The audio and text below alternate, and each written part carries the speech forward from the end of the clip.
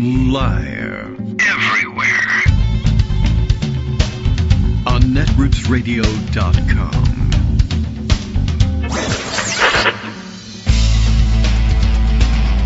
David Waldman. Kagro. In the morning. Now, here's David Waldman. Hey, good morning, everybody. How you doing? It is Thursday, May 29th, 2025. I guess we do have one more palindrome day. This is it, the end of the palindrome run, I think. And I guess it has to be, right? Because, all right, well, anyway, hey, that's not actually top of the news today. Welcome to Thursday. It's the Thursday that feels like a Tuesday, because every day feels like a Tuesday now. Taco Thursday. Usually a Taco Tuesday kind of thing, but every day is Taco Tuesday. Now, I don't know how we missed this acronym, but I guess this one burst on the scene last night, broke wide last night. We've certainly noticed the trend behind it and the tendencies behind it. But last night's social media aflame with the discovery that there was a trading system being discussed, talked about, I don't know where in there, around the water coolers of Wall Street, I guess, which was predictable enough that even we figured it out, that Trump very frequently was probably profiting from announcing punishing tariffs and then watching the stock market take a dive. And as his kids love to tweet from time to time, buy the dip. They think that's the most amazing advice ever. And so whoever's impacted by the tariffs and sees their share prices take a nosedive, they would buy those shares, secure in the knowledge that eventually their dad, or if this is in Trump's case himself, that he would reverse those tariffs eventually anyway. And then Wall Street would have a senseless bounce back for these stocks, and he would reap the profit. So announce tariffs, wait for them to take a dive, buy them cheap, reverse the tariffs, watch the stocks skyrocket past the price where they bought it, sell, instant profit. Anytime you want to fill your wallet with cash, you could just go to that well as Donald Trump, because you knew when those announcements were going to be made anyway, and you knew the future of them.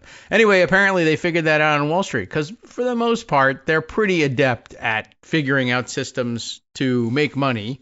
And, they're not the nicest people in the world, but they're pretty good at this. And somebody was particularly smart and labeled it. They love to have buying and profiteering systems over there at Wall Street. The way pollsters and pundits like to label some, significant sector of the electorate that they believe they've identified. Soccer moms, whatever, sell the book, etc. So they like to have trading systems. And this one was called Taco. This is how they understood the tariffs to be working. Trump always chickens out. And of course, that made Trump extremely happy to have a Wall Street trading system named after him, sort of. And he was asked about it by a reporter who had heard the acronym. I had never heard it before. And it sent him into a fury, but many things send him into a fury. And so immediately everybody began with the taco. So it's been an interesting couple of hours. And of course, we're back on that wagon today. Trump having reached a temporary truce with China not that long ago, reminding everybody that the truce is temporary.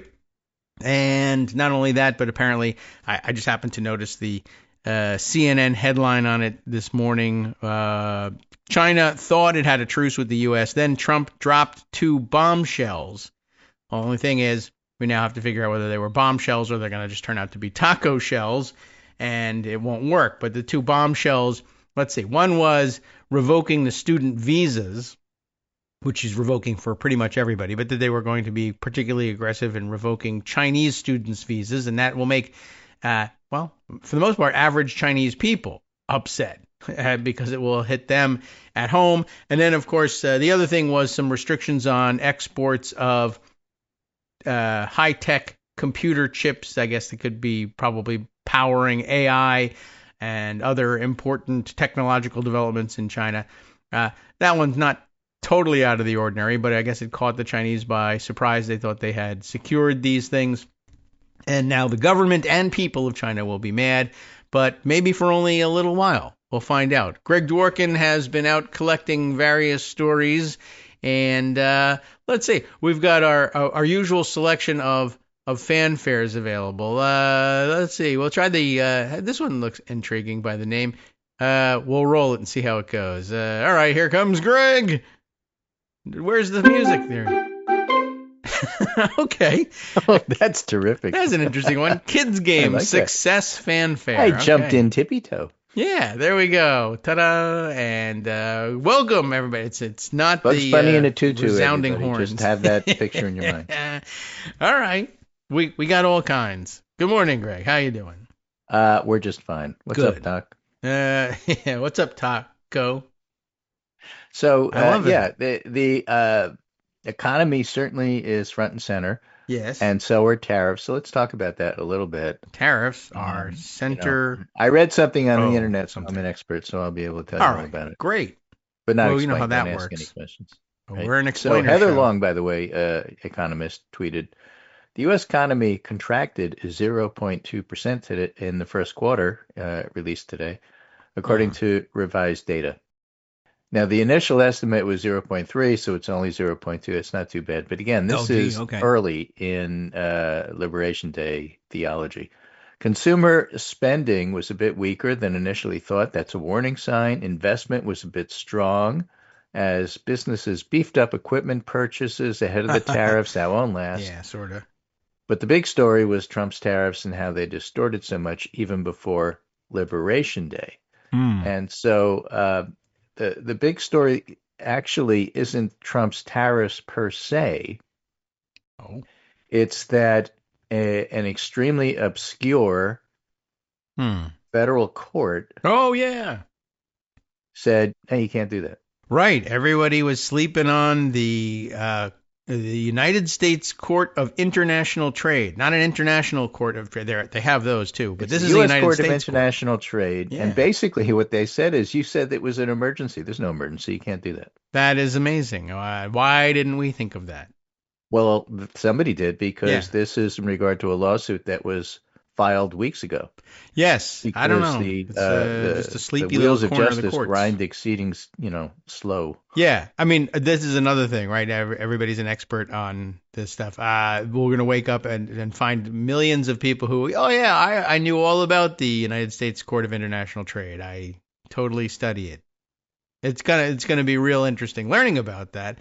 But Right. Good. So the New York Times version of the story says Trump's top aides had told the court in recent days that an adverse ruling could weaken the administration's negotiating position and imperil ongoing talks, but as you point, also imperil the ability to make a quick buck by manipulating the market. And the court said, no, it's still breaking the law. You can't do that.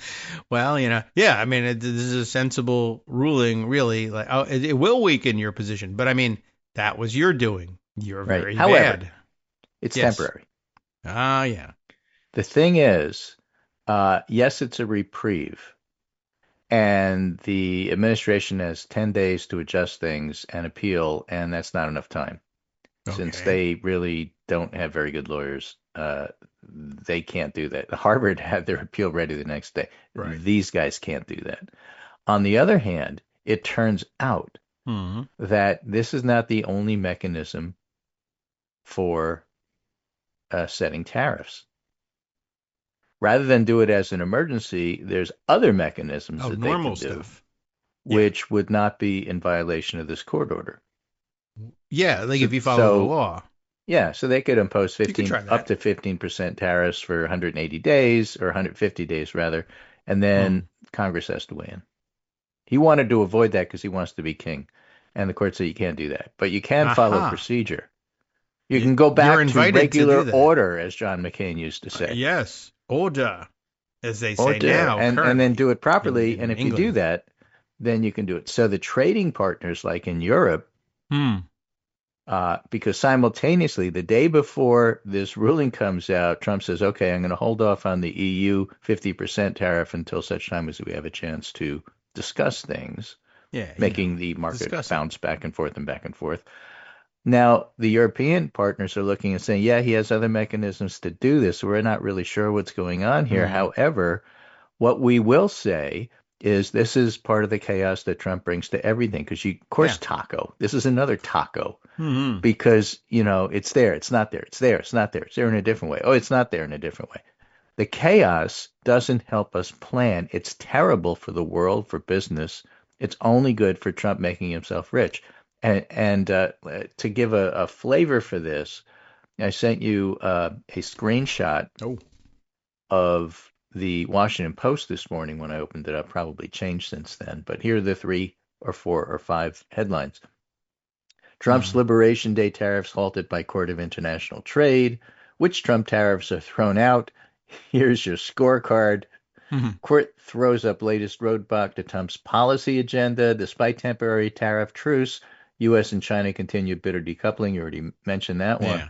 But what I'm saying here is this is President Donald J. Loser and Donald J. Failure because, what he wants to do is impose his policy in the world, including the United States and especially the court system, unlike Congress. They're saying you can't do that. Yeah. And this is a continuation of a long tradition from his first term in office that I kind of marked. I never really had a good label for it, but I had started by saying, oh yeah, sure, Trump, you're really great at, getting things done or whatever. That was, of course, one of the big. He attempted to sort of float that persona. I'm the doer here. I get things done. And every time he would declare something to be the policy of the United States, it would be struck down in court, and just time after time after time for 4 long years. Every time he would try something, it would be struck down in court, and that continues now, even as he's threatening the judges. So yeah, it mostly continues for the Court of International Trade. Of course, the Supreme Court of the United States remains a disappointment, if not a failure. But the lower courts certainly are doing their job. Yeah. The hacks at the Supreme Court level, and they are hacks, are trying to enact a Republican/conservative agenda as best they can, despite Trump's chaos. Yeah. So that's the way you have to look at the court in terms of how they do things. Again, I'm not a lawyer, but I understand politics. Yes, and well, that's what it is now. For the longest time, people tried to disguise the SCOTUS activity as legal activity, but I don't have that problem. Yeah, Armando helped us get over that a long time ago. It's political activity. They use the language of law. It's helpful to study that so you can kind of keep up. In order to get whatever agenda Brett Kavanaugh wants. I get it. So this is from the New York Times story about the tariffs. In a trade drama replete with uncertainty, this is just another episode. America's trading partners reacted carefully to the news. Don Farrell, Australia's trade minister, said in an Australian accent that I can't do, that his nation would, quote, study this ruling, and, quote, while noting they may be subject to further legal processes, which is to say they have other means to do this. Yeah, I don't know. In Britain, a government spokesman said the court ruling was a domestic issue for the U.S. and noted that this is only the first stage of legal proceedings. Of course, if you could read their thought balloons, is the asshole doesn't know what he's doing, but God, he's screwing everything up for us. Right. Right. Yeah. Well, European Union declined to comment altogether. And there's a reason for that muted response, because you can't read thought balloons out loud. The court's decision announced late Wednesday does nothing to roll back sector-specific tariffs on steel and aluminum and cars, or to forestall future tariffs on pharmaceuticals, which haven't happened. Okay. This could leave the U.S. and trading partners in Europe and elsewhere negotiating intensively on economically important sectors in coming weeks. Oh, my. But it does block, at least temporarily, a set of across-the-board tariffs at 10%, but they're poised to ratchet up to higher levels that vary by country after a 90-day pause. Now, the problem is Trump's been using a novel interpretation of the International Emergency Economic Powers Act to impose sweeping levies, but the court said the legislation did not grant him unbounded authority to enact tariffs. And again, the problem is, you may step back and say, okay, well, how does this affect me, the consumer? I thought you said that prices are going to go. Well, they have gone up. Right. I thought you said that we're going to be in a recession. Well, it takes time, but we're headed that way. I thought you said that it's going to have a much bigger impact than I'm feeling it. Yeah? Try to buy a house lately? Well, not a lot of people do that. Well, they don't do that because they can't. They live in a house already. Yeah, right. They're not interested in It's, The I mean, median it's a age widespread of thing, buying a obviously, house but has gone from like 30 to 40. oh, yeah, that's true. The youngs, they can't The do it. youngs can't do Well, it. or they're You're not convinced that they youngs can't do it, and anymore, they and may you be have your right. house, so not on your radar. Yeah. But your Yeah, I should be children, when they try to listening. buy a house, they're not in a position to do it. Well, yeah. I mean, you They have to leave notice. this one in order to buy another one. Yeah. So that's not But happening. I'm just saying, it's not Yeah. happening yet, but it will, Okay. maybe. No, I'm actually afraid of that. But all right. Yeah. So, all of this is to say Trump knows what he can do until the courts tell him he can't. He doesn't know what he's Mm. allowed to do and doesn't care. And he doesn't know how the courts are going to rule, but he'll take that chance to look, quote, strong, end quote. Hmm. And instead, Trump J. Loser winds up losing in court, looking weak, raging because the only effect of his tariffs is to raise the price of hamburgers. And that's not Yes, really that's what he up had in now. mind. Yeah, the egg So, stuff is not the focus. Now it's hamburger. It's yeah. true. Meanwhile, Yes. Wall Street Journal has a scoop. Elon Hmm. Musk tried to block Sam Altman's big AI deal in the Middle East. Remember, Trump brought all these captains of industry and masters of the universe with him when he went on the trip because it was all about business for him and his buddies. Hmm. Musk warned that Trump wouldn't bless OpenAI data center project unless his, Musk's Hmm. AI company was added. Ah. Yeah. Corruption. Right. Sure. On a call with officials at G42, must be a Mm, coordinate, really. an It's AI like my battleship. firm controlled by the brother of the U.S. UAE's president, G42. Oh, Musk is had a that right? warning for these assembled. Their plan had no Yeah. chance of Trump signing off on it unless his company, XAI, was included in the deal. Yeah. Uh, and Musk didn't immediately respond to requests for comment. This is what we used to call in the old days corruption. Self-dealing and corruption. Yes.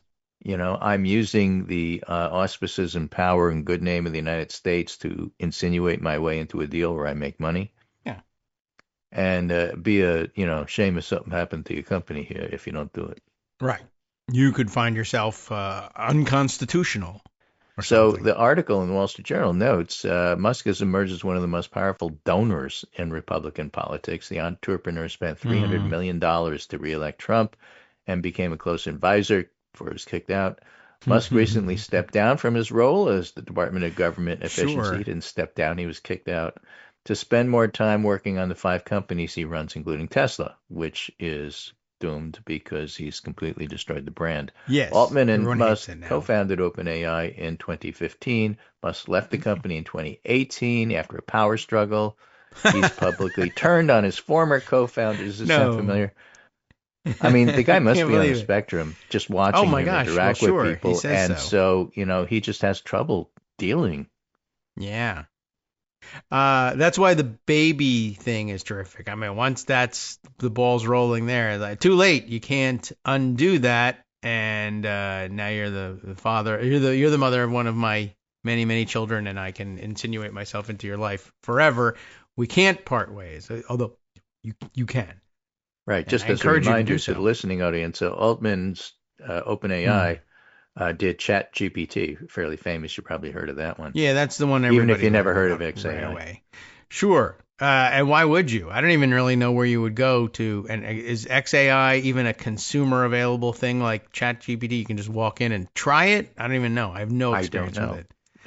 It's not doing nearly as well commercially, it I have says here in the asked article. ChatGPT and it says, nope, it sucks. Don't use it. I don't know why that happened. Right. The Hmm. UAE sees AI as a crucial way to diversify its economy FYI. and use more initials, Right. use more acronyms. After an acrimonious visit. UMA. After the Biden administration had restricted UAE and most other countries from freely buying the latest products from NVIDIA, whose Oh, yeah. stock went up, Well, they went on helping the to trip. spark the market to go up today. It hasn't opened yet, but futures are up based on the court's decision to hold off on tariffs. The UAE leaned on the Trump administration and pledged giant investments in the U.S., lobbied influential Yeah. CEOs, bolstered a Trump family business Sure. to win a change in the chip export rules. They did. And so that's why they were involved, and Musk being there makes it corrupt Yeah. AF, as they say. Yeah, that's more initials for you. NVIDIA was on the trip along with Trump to go make that deal, just person to person. Right. So if you look up Dow Jones futures, it'll say futures rise on the court's decision and NVIDIA's beating profits. I see. They beat expectations because no one expected this. Nobody expects. Right. Going to the UAE. So, it's corrupt. I mean, it's just out and out corruption. Mike Johnson's explanation for all of this, the Speaker of the House, is it's okay because it's all out in the open. I see. Like we have to go after Democrats because they never do this out in the open the way we do. Right.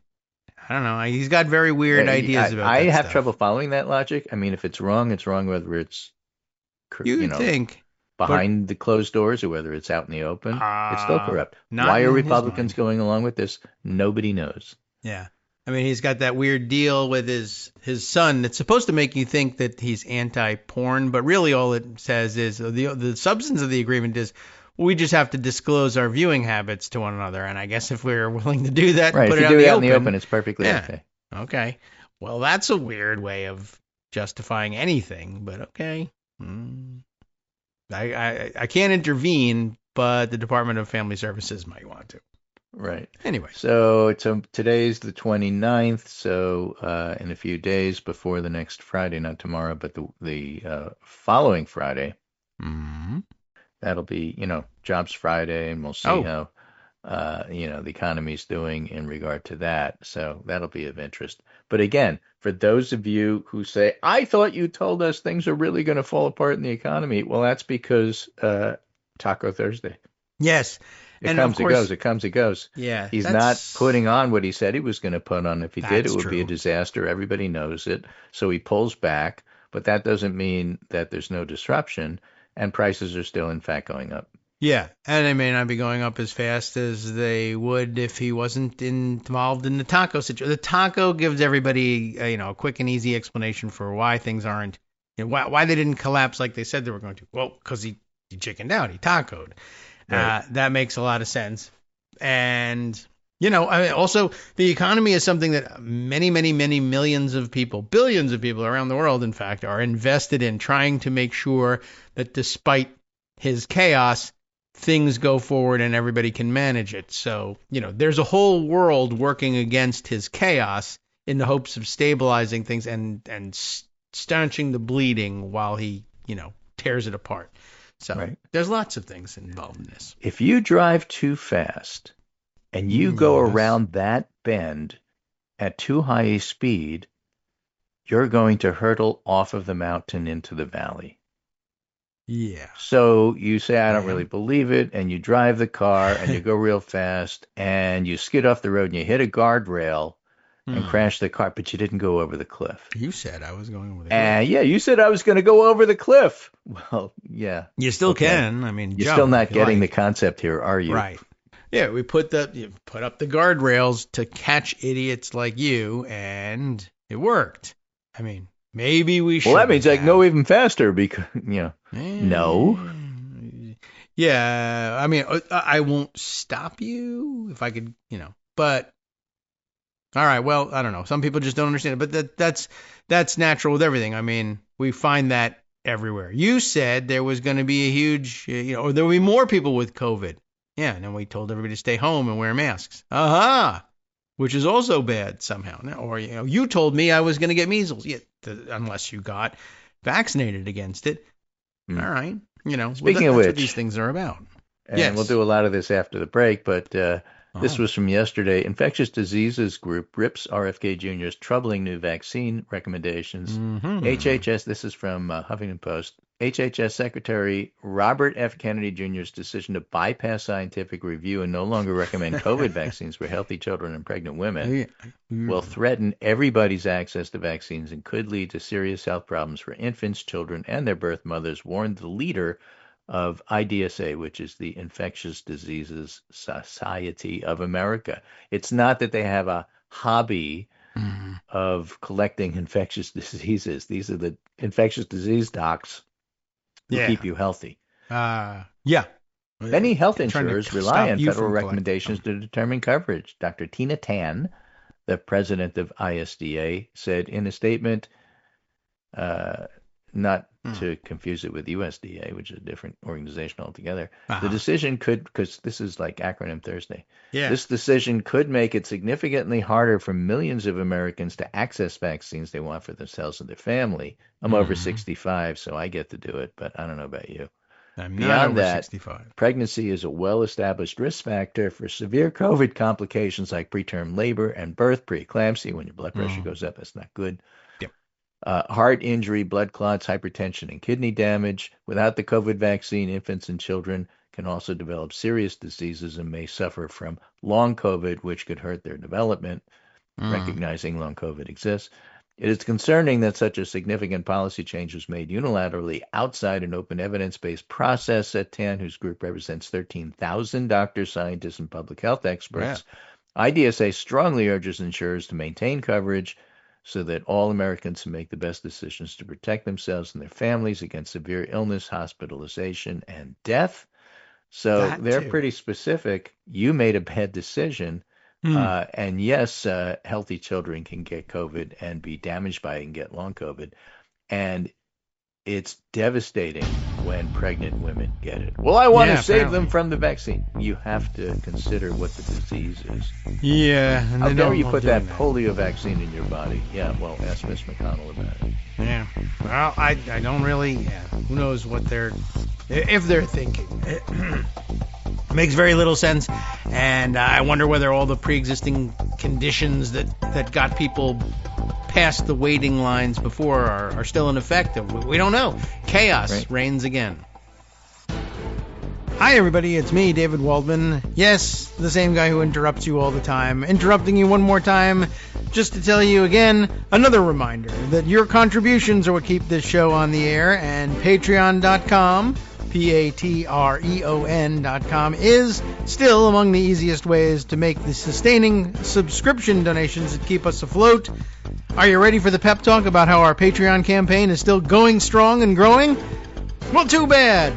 Yeah, the plain fact is we actually are headed in the wrong direction, and whereas we once had about 175 monthly patrons, we're now actually down below 150. Time to recruit some more.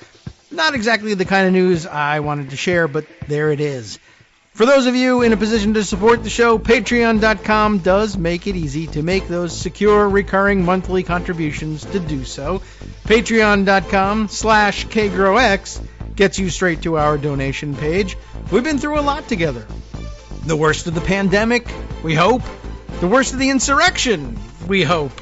So go ahead and treat yourself. You don't need an excuse. Give yourself the gift of a little something you enjoy in life. Support the show. And of course, if you happen to prefer using PayPal or even the Square Cash app, we're up and running on those options too. So thanks again, everyone, for all your support. We couldn't, or at least shouldn't, do it without you. Hope you'll be on board soon too. Thanks for all your support. All right, welcome back now to the Kagro in the Morning Show here on Netroots Radio. We're not in Seward, Nebraska right now, are we? No. Okay. Seward, Nebraska. Seward, Nebraska is where Congressman Mike Flood decided that he was going to have a town meeting in contradiction to his leadership, who said, "Don't do it, don't do it, don't do it." He did it. So he goes to Seward, Nebraska on May 27th, which is 2 days ago. And his constituents were screaming at him. How could you vote for this bill? How could you vote for the big, beautiful bill? Well, I'm doing this for you. Scream, more screaming. And then he said, well, I didn't really know what was in it. Even louder screaming. What do you mean? That got me out of it. I didn't know that was in it. Scream. It was just embarrassing. It really was. I didn't get to see the video of it, but I picked up the New Republic reporting on it, and I just socked it away because I was amazed. One, that this is still going on, and the people are still turning out, and I'm not amazed by that. Well, I guess what I'm really amazed at is that somebody would have a town hall at this stage. Didn't you see all the other ones, or didn't you hear the leadership saying, avoid these at all costs? Which I guess, as a meta story, I picked it up to just remind everybody, even these guys who are, usually they're said to be marching in lockstep and taking their orders from the top down, and a bunch of brainwashed idiots, they get together, they have their meetings, they know they're in danger. They tell everybody, don't do any more of these town meetings. It's terrible for the party, terrible for you, not going to work. Everybody hear me? Yes, sir. Loud and clear? Yes, sir. We're in lockstep? Yes, sir. Off they go, and town hall meetings. And so I guess we should be reminded every once in a while that even these lockstep shock troops, I don't know what drives them to do it, but they will walk out the door and forget everything you told them. And that might be what helps save us. At the bottom of the team chat, I got a 49-second video for you. Okay. You'd asked me before the show if I had any videos. I said, nah, but I got one. You tacoed right the hell out of that. Okay, let's see. All right, we'll bring it up. Oh, it's I think it'll only take me a second here, but it will take. Oh, this is Mike from the Mike Flood thing. Okay. Yeah. So I gotta pause it and then turn on the sound. And all right, here we go. All right, so a constituent, a Nebraskan, who's standing and ready with a question. Can you please tell us why you voted to approve a budget bill that includes Section 70302, which effectively prohibits federal courts from enforcing contempt orders? Please let me read my question. I only got 30 seconds. He's right. Which would then allow current and future administrations to ignore those contempt orders by removing the enforcement capabilities. Good question, yes. Mike? I do not agree with that section that was added to that bill. Oh, that's good. This provision was unknown to me when I voted for the bill. Worse. Okay, next question. I am not going to hide the truth. Oh, that's good. He's not going to hide the truth. Next question is, why are you here? Who are you? How did you get here? What the hell is wrong with you? What's wrong with me? Yeah, all right. So that's very good. And I understand it was one of several such questions, which, got him all sorts of boos and screaming. And his usual response was, I didn't know. All right. He goes on to tell everybody. I don't agree. I didn't read the bill. Yeah, I voted for it, but I don't agree with that bill. Okay, next question. That's the only question we got. But look at this constituent. Doing her research, you had a nice scripted question. Well, why did you vote for it? Okay, security, get that guy out of here. Yeah. I guess that's basically it. So it's nice that people are reacting this way. It's fantastic that Republicans continue to have town halls despite the direction not to. It's wise direction, politically speaking, not to do this. But they're doing it. I don't know. It's very curious, and I'm a little interested in like Mike Flood's brain here. Like, did he think he was immune from this? Do ultra solid red area people think they're not going to face anger? I mean, red voters aren't pleased with the idea of, you know what, we can just write little provisions in there in secret that say we can ignore courts. I don't think most of them like that. Right. Good. So, thank you. This is going to be a relatively abbreviated segment that it's not much to talk about. Trump is doing the same things. We're waiting on a lot of stuff to happen. No, come back. But this piece in the Atlantic, I think, is worth covering. This one. By Adam Serwer, called The New Dark Age. The Trump administration has launched an attack on knowledge itself.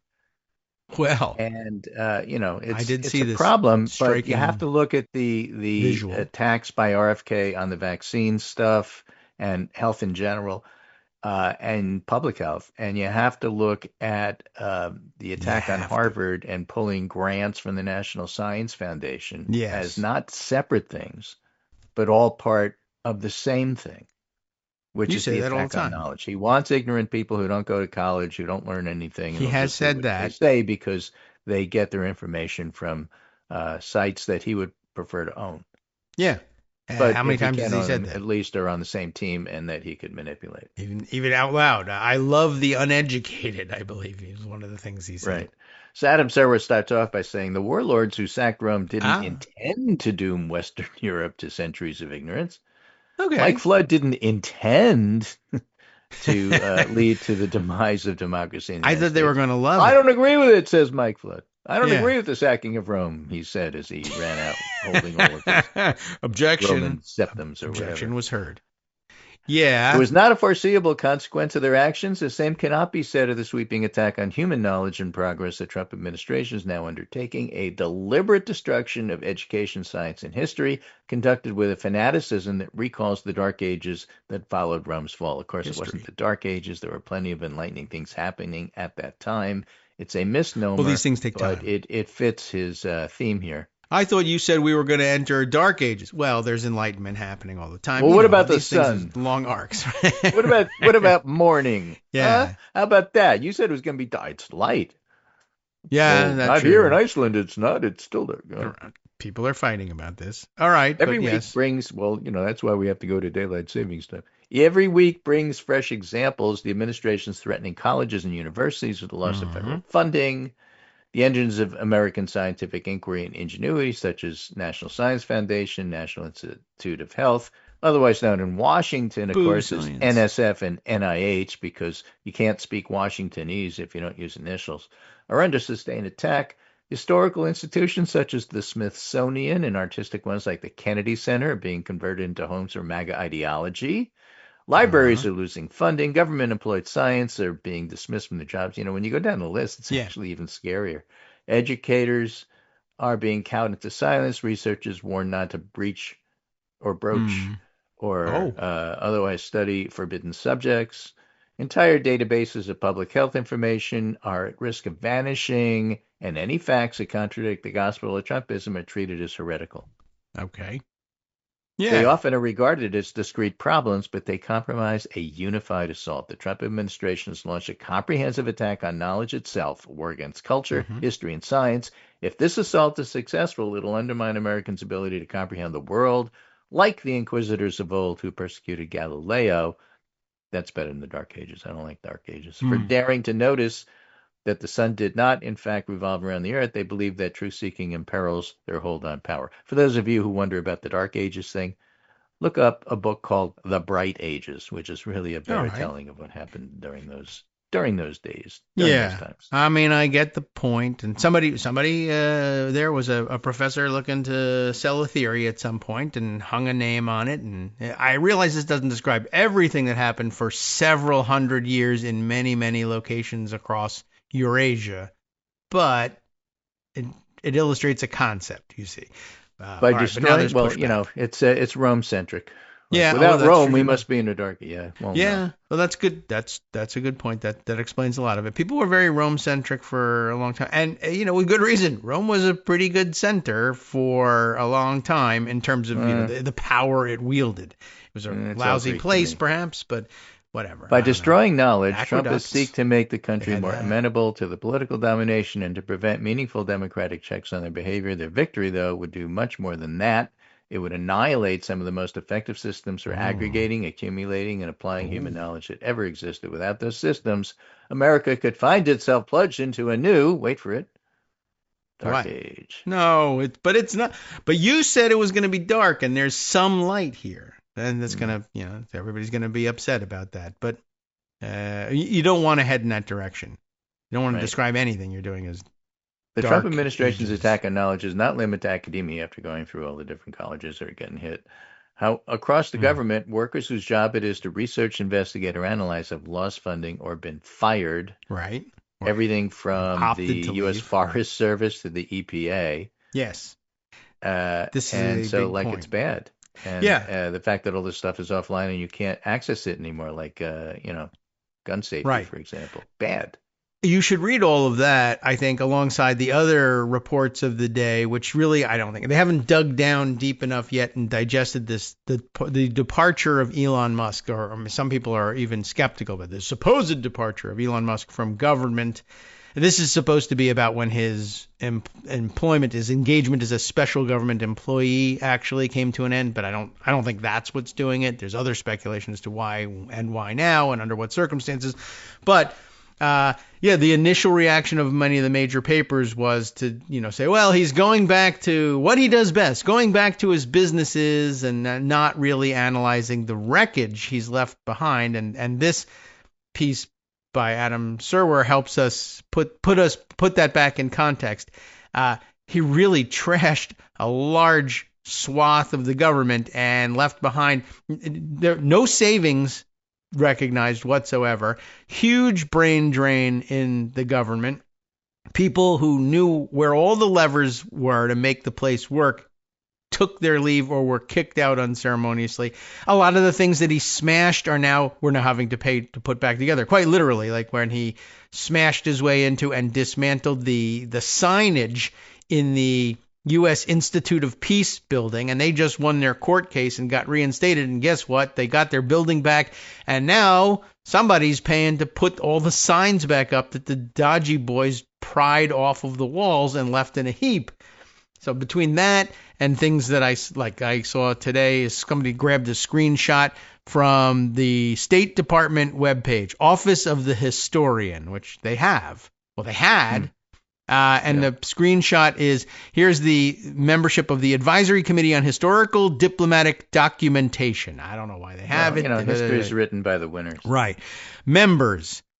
Vacant, vacant, vacant, vacant, vacant, vacant, vacant, vacant, and vacant. There's nobody on this. Did you maybe say it's vacant? not not the most important place in the world, maybe, but each of these things. The American Historical Association is supposed to have a member. The American Political Science Association is supposed to have a member. All these important leading organizations of historians, not only are they gone, they may be afraid to return. So I don't know, but like you said, the attack on knowledge generally, right? This may not be the most important office ever, but they're playing a supporting role for the State Department, and it's not there now, and it may never come back. Juliet Kayyem, a professor at Harvard now, says, I'd refrain from speaking no longer. All right. Happy graduation, Harvard people, but the chyron for CNN, Harvard remains defiant amid White House threats. People are fighting back. In the courts, again, Trump lost yet another suit against the big law firms. He loses, he's a loser. And so, yes, it's terribly threatening. It's horrible what he's trying to do. Much damage will be done. I don't think he succeeds. People are fighting back. Yeah. He stinks. Yes. And you can't give in advance. Yeah. And a lot of people in anticipation of this did their best on an individual basis to save archives and save and squirrel away information on their own that used to be stored by the government in the hopes that one day the capacity to store that centrally would be restored and they could bring it out of mothballs and say, this is the stuff that Dodgy thought they erased. I kept it. No dark age. I thought you said there was going to be a dark age. Well, there wasn't because I put up a guardrail. Well, you're a big bunch of liars. We'll try. Now you're making me vote for Donald Trump Jr. because you said there was going to be a dark age and I want to show you that. Well, okay. Hopefully that won't happen. And speaking of fighting back, perhaps later I can dive into this, but we must have at some point have mentioned or taken notice of the fact that Oklahoma's education department, led by their weirdo superintendent, the guy who bought a bunch of Trump Bibles to make classroom texts out of them, not regular Bibles, Trump Bibles, that they had inserted into their new social studies curriculum, that they would now be teaching the kids with discussion points about marshal all the information about why the 2020 election was so suspect and how it was stolen from Donald Trump. This was going to be taught in Oklahoma schools. But Oklahoma parents, much like Nebraska parents, it turns out, are fighting back and saying, well, we don't actually want our kids taught this, and if they get the chance to go to a good college at one point, and everybody, or if they're maybe applying out of state, and other colleges say, oh, I see, you took your history in Oklahoma. I don't know if we want to admit that kind of person to our program. We're going to have to do sorts of remedial politics and remedial history. And they're fighting back. They want their kids taught actual history. Isn't that amazing? So good for you, Oklahoma, and good for you, Nebraska. Yeah. And, may you fight it out on the football field. Yes. So that's it for me for today. Our I'm leaving. You're on your own. All right. I'm sure you can do it. No, I think you've been working up for this for decades, Yeah, right. It's slow going. You said there was going to be an interesting show, and as it turns out, no, not so much. Oh, rats. Okay. Well, we're still working on it. All right, Greg. Well, the first 45 minutes was good. Yeah, right. Well, that's the part we concentrate on. We have fanfares for that. The rest of That's it is the part just... I concentrate on. Yeah, excellent. The rest Okay. is up to you. All right. I believe we can... in fact, I know where I can go. I can tell you about As how Kenneth Oklahoma Morris parents said are in fighting Blazing back. Saddles, you're on your own. Right. Weekend for you. Congratulations. Well done. Thanks very much for 45 spectacular minutes. I believe I can take it from here on, and I really have no choice, do I? No. All right. Very good, Greg. Thanks so much. And we'll check in with you again. Unless anything changes and you want to send along some stories, we'll say sayonara until Monday. Okay. So how about that information that I had for you? It's very popular. How do I know this? It comes to us from Popular Information, the Judd Legum, is it Substack? Or at least Substack style newsletter. And the update, that is to say, new news from Oklahoma. Oklahoma parents fight back. I sure hope we put this on the record at some point and it doesn't come as a surprise to you. But if it does, Judd's pretty thorough. He'll explain what's going on. Oklahoma State Superintendent of Public Instruction, Ryan Walters. That's the guy. He's a weirdo. I know we've made mention of his name on the show in the past. He, among other things, for which I'm sure he was on our record, but in addition to that, he installed a new social studies curriculum that will require all of the state's public school students to be taught conspiracy theories about the 2020 election. There's a link. And the tenets of Christian nationalism, as if things weren't bad enough. Walters said the new curriculum will allow, quote, students to think for themselves. Oh, no, not that. That's certainly not happening here. And not be spoon-fed left-wing propaganda. Instead, of course, they'll be force-fed right-wing propaganda. Now, a group of Oklahoma parents is fighting back. Sensible people. A group called, this is funny, and this, I don't know if this was wise, but they're called We're Oklahoma Education. But I guess here it might help to remind you that the postal code for Oklahoma is okay, and if you didn't know that, then Greg would help probably harken back to knowing how to spell Oklahoma from the musical Oklahoma, and the big wind up to that verse, Oklahoma, okay. All right. It's necessary to bring you there because the acronym for the group, We're Oklahoma Education, that they're going with, which again, I'm not certain is politically wise, is woke. The thing that Trump people are trained to hate from the get-go, but it only works as woke if you use okay for Oklahoma, which they do there and elsewhere, but otherwise the problem is that it's We're Oklahoma Education is whoa. So they could do a series of commercials like, who is woe? Woe is me. I'm an educator in Oklahoma.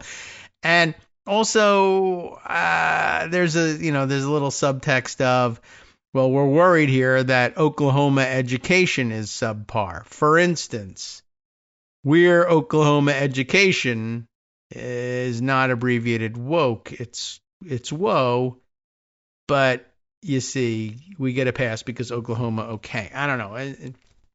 So it leaves me a little worried about Oklahoma education nonetheless. Still, I admire the fight. A group called We're Oklahoma Education, or woke, for some damn reason, they're going straight at it. Maybe they're just not surrendering the word. That's fine, right? That's a good explanation. Well, what are they doing? They're distributing a form letter that allows parents to opt out of aspects of the new curriculum.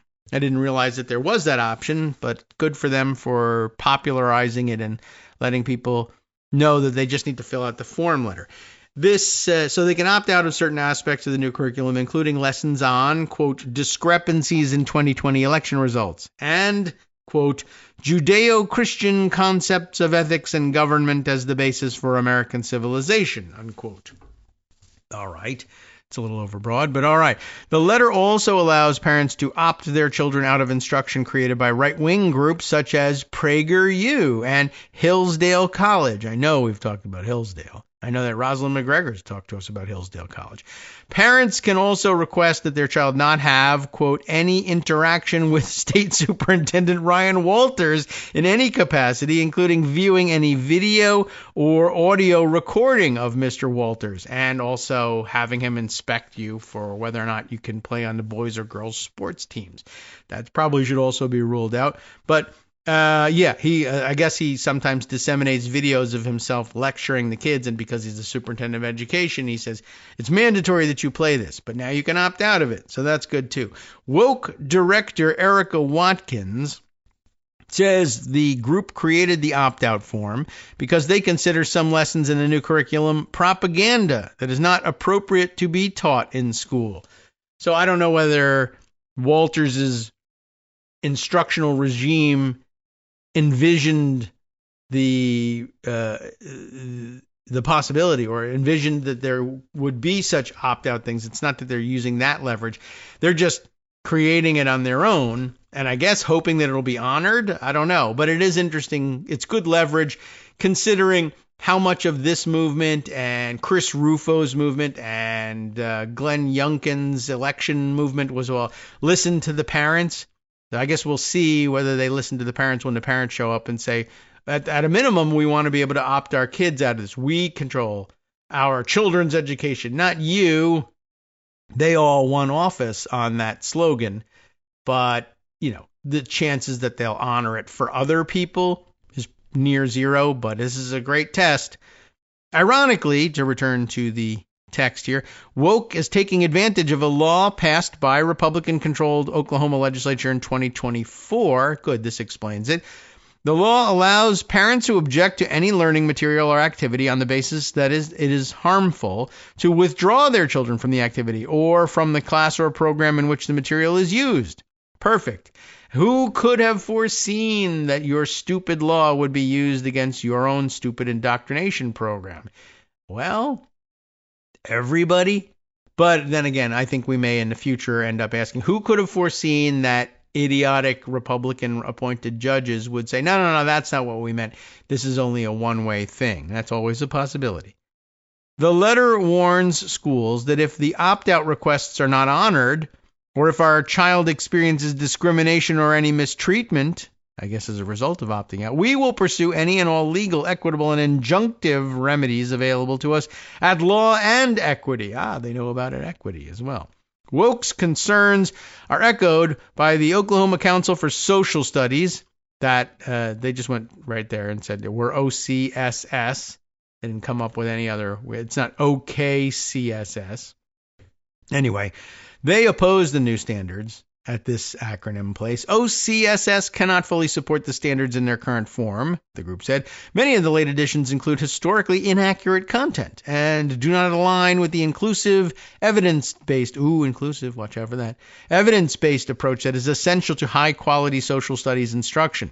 In response, Walters, the bad guy, said that it was concerning that parents would opt their kids out of understanding American history. Well, it is concerning. The opt-out stuff always was crazy, but that was your idea. Walters also said that the waiver created by Woke was absolutely not enforceable, in part because it was created by a hyper-partisan organization. No, that won't have anything to do with it. Walters claimed that a parent would need to provide his or her own form, or in some cases, the individual school district might have a form that they use. Nothing in the law prevents parents from using a form created by a third party, by the way.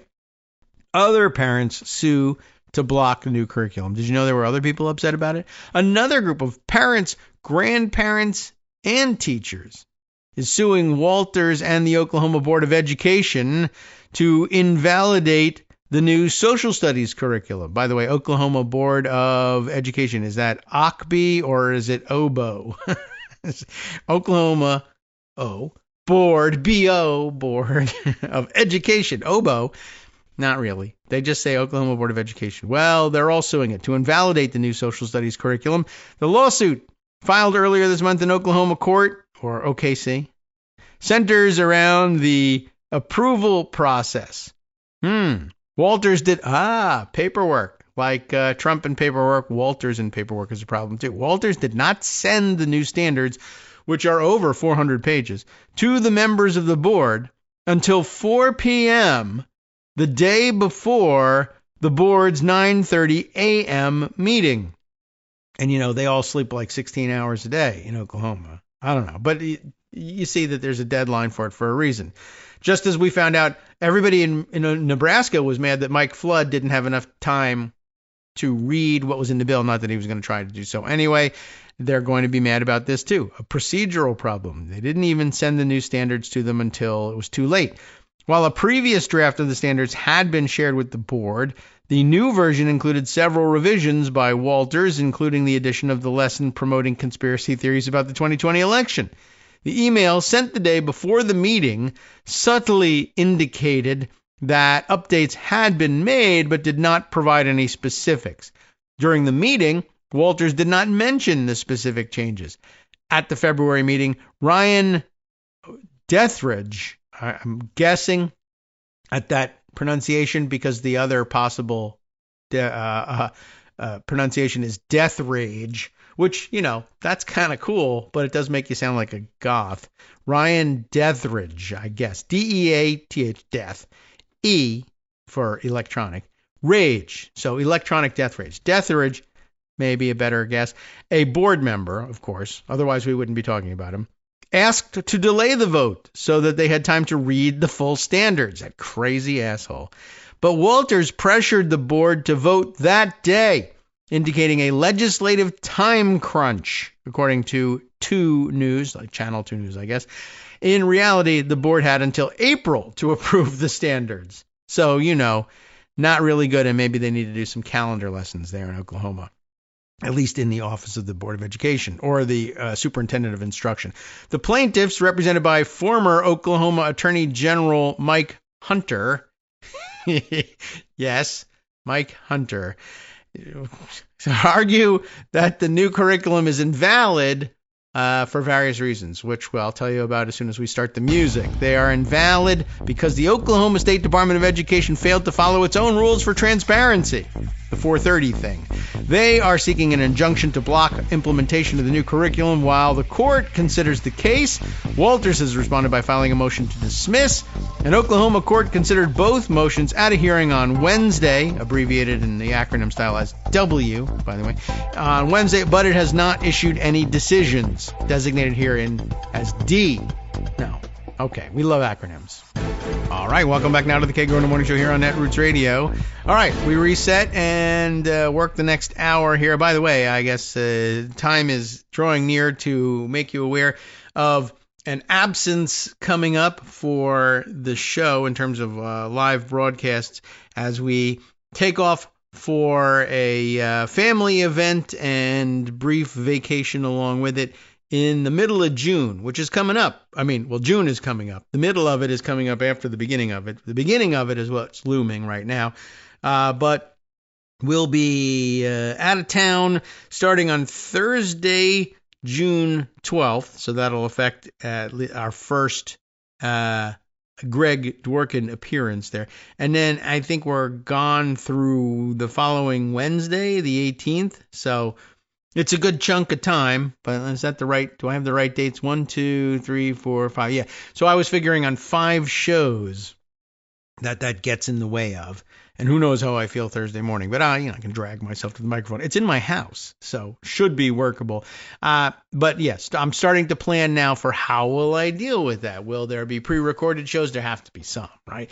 And so we may do it like we've done it in summers previous, a mix of reruns and pre-recorded shows, and they may be 2 hours in length if I can get to it, and maybe not. But I'm starting to try to see if I can find things that would make valuable contributions, even if they're not immediately timely. One of the real problems with preparing shows ahead of time is if you prepare too much ahead of time. In Taco Land, who knows whether these things are relevant. Although sometimes it's kind of funny to play a show that you recorded just a few days ago, and it's like you were on another planet because the chaos has overtaken events.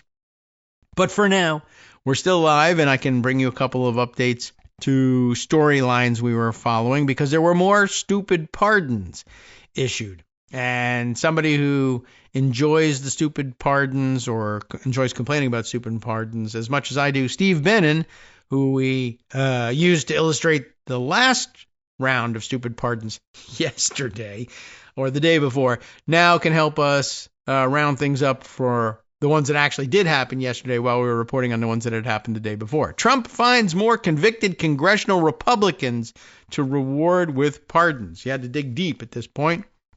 Most of the ones that he hasn't gotten to are probably dead already.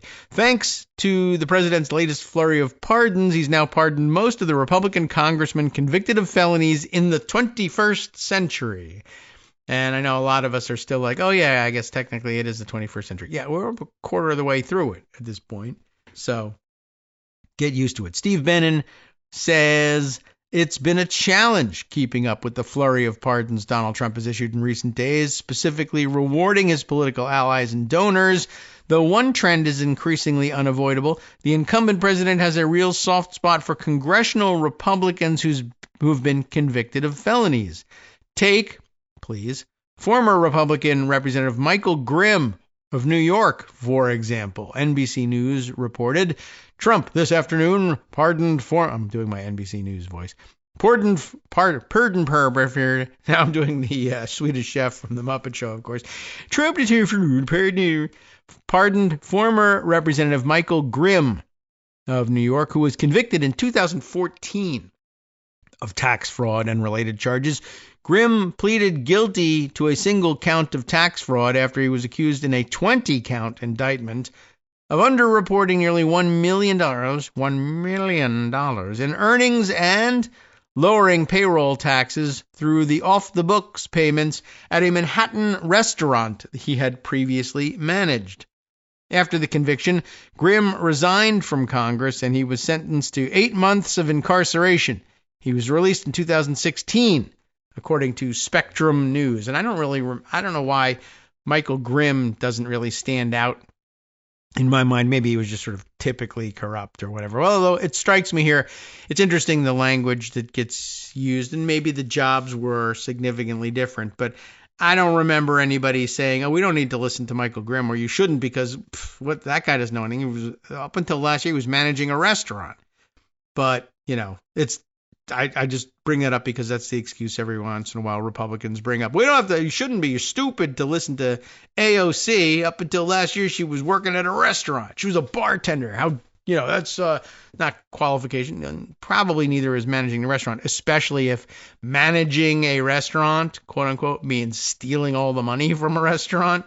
That requires even less skill than bartending. Is the money was put in here? Take it. All right. Don't have to go to college for that. Anyway, there you have it. So he was convicted in 2014. After the conviction, Grimm resigned from Congress, and he was sentenced to 8 months of incarceration. He was released in 2016. So maybe that's why he hasn't been on my mind. But then listen to the rest of the story. Is like, did he return to Congress after he got out of prison?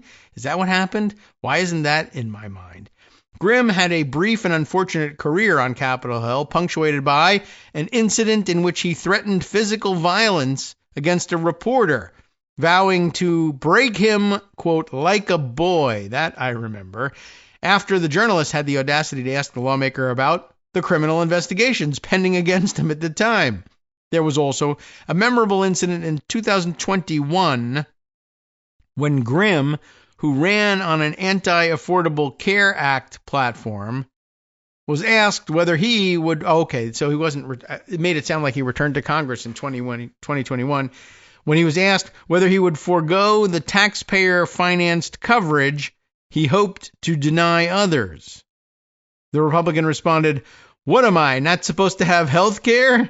Yeah, I guess. What are other people? That's so Republican. Anyway, 2 weeks later, Grimm voted to repeal the Affordable Care Act and deny coverage to millions. Was it just a typo? Did it happen in 2011, not 2021? Is that it? Because did I miss a guy serving time and then coming back? I don't know.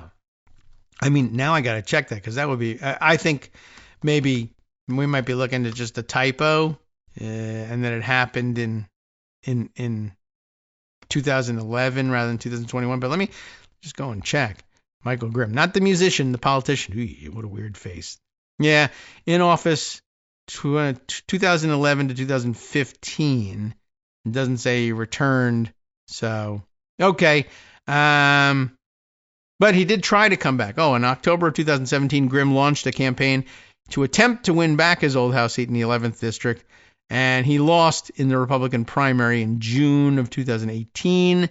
During 2022 to 24, he was a political commentator for Newsmax, which is sad, but they take all the ex-felons, I guess. This is something I didn't notice, although it did get mentioned in the article. I wasn't clear on what was going on. In 2024, he became paralyzed by a horse riding accident. So that is something, but, I don't know. Maybe he didn't think that that's what he would be involved in horse riding at that point. But that's where he chose to spend his time. By the way, not just horse riding.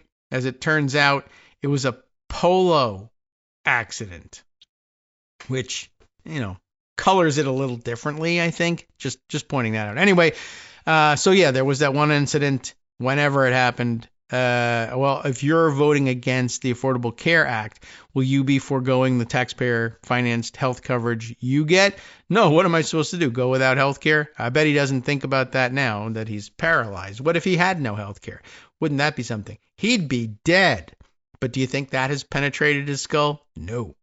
Maybe something else did. Maybe a polo ball did, and that's how he ended up paralyzed. I'm not sure what happened. Anyway, it was Grimm's crimes that derailed his career, though he initially claimed he was the victim of, you'll never guess, a political witch hunt. A familiar phrase, to be sure.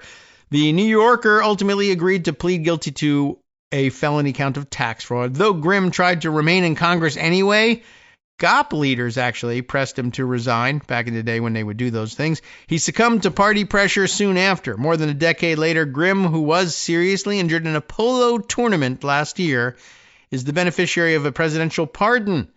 It coincided with Trump also pardoning former Connecticut Governor John Rowland, who served 3 terms as a Republican member of Congress, whose record is even more controversial. I did not realize that. As the New York Times reported, Rowland, is it Rowland or Rowland, maybe? I don't remember. I wasn't, but Greg would know. Connecticut governor.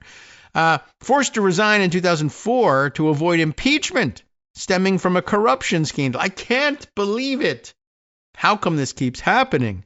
Republicans, of course, would tell you, well, it's because we're being politically targeted. The Times added, he pleaded guilty later that year and was sentenced to a year and a day in prison. 10 years later, Mr. Rowland was convicted of public corruption again, including obstructing justice, conspiracy, falsifying documents relied on by federal regulators, and other violations of campaign finance laws. There's nothing to suggest that there was anything wrong with this prosecution, but Trump pardoned him anyway because it's part of the narrative. All Republicans who get convicted are railroaded by Democratic administrations and singled out in political witch hunts. If at this point readers are thinking that the president has pardoned several former GOP members of Congress, there's ample evidence to bolster the point. He did. The Washington Post published this memorable roundup on the last day of Trump's first term. Good reminder. Ready? Since Trump took office, 2 incumbent Republican congressmen have been convicted of crimes. Chris Collins of New York, a lot of New York, and Duncan Hunter of California. As a former congressman, Steve Stockman, a Republican of Texas, committed his crimes once he was out of Congress. That was nice of him to wait. Very decent of you. Trump pardoned all 3 of them. Trump also pardoned 4 former Republican congressmen convicted before his presidency. Rick Renzi of Arizona, Robin Hayes of North Carolina, Mark Siljander of Michigan, and Randy Duke Cunningham of California with the bribe menu. Yeah. According to GovTrack's legislator misconduct database, thank you, GovTrack, Trump has now pardoned a majority of Republican congressmen convicted of felonies in the 21st century. And that was his first term. So you probably forgot all of those convictions of Republican congressmen along the way, maybe individual ones, and you were reminded of those names when they came up. But gosh, that happens a lot for some strange reason again. With the Grimm and Rowland pardons, the new total of Trump pardons for congressional Republicans convicted of crimes has reached 9 and counting. 9 times. 9 times. 9 times. I got to get that clip at some point. I don't remember Donald Trump pardoning convicted Republican congressmen 9 times. Well, wake up and smell the coffee, right? While some congressional Democrats have also been convicted of crimes in recent years, to date, none of them have benefited from the incumbent president's magnanimity. Was Rod Blagojevich ever in Congress? Because they're counting John Rowland. I was just sort of wondering. Let's see. Go find out. We got to look him up in the wiki here and see if he was ever a member of Congress or not. Governor of Illinois. Yeah, member of the United States House of Representatives. I knew that rang a bell. Illinois' 5th District. So, okay, he was succeeded by Rahm Emanuel, though. I don't know if we traded up there or not. But Rahm's never been convicted of anything. So on that score, I guess, yes. Anyway, just pointing that out. So I guess by the measure that includes Rowland or whatever, how he pronounces his name, we would have to include Blagojevich in that too. Anyway, what's more, if we widen the aperture a bit, it's also worth emphasizing that the Trump administration has also abandoned the criminal case against a former Republican congressman who'd already been found guilty of corruption by a jury, while simultaneously taking steps to abandon a corruption investigation targeting an incumbent Republican congressman. There are some links here. We can figure out what this is all about. He concludes by saying the message to Republican politicians convicted or accused of corruption couldn't be clearer. You have a friend in the Oval Office. And that's, remember, why Republicans say we can't allow convicted felons to vote, because if you let convicted felons vote, they'll vote for a convicted felon who will then pardon all their felonies. And you can't have that unless you do, in which case it's good. There you go. That explains everything. There's political science for you for the day. By the way, so what was mentioned in that previous paragraph, it's also worth emphasizing the Trump administration has also abandoned the criminal case against a former Republican congressman who'd already been found guilty of corruption by a jury. What does that mean? Who is it about? I'll read you the linked article. It's another of Steve's articles because he remembered this stuff. Trump backs yet another former Gop lawmaker accused of corruption. What's going on? About a month. This is from January of this year. So how could you forget? About a month after Election Day, House Judiciary Committee Chairman Jim Jordan started taking a closer look into the criminal case against one of his former Gop colleagues, former Nebraska, 2 calls for Nebraska today, Representative Jeff Fortenberry.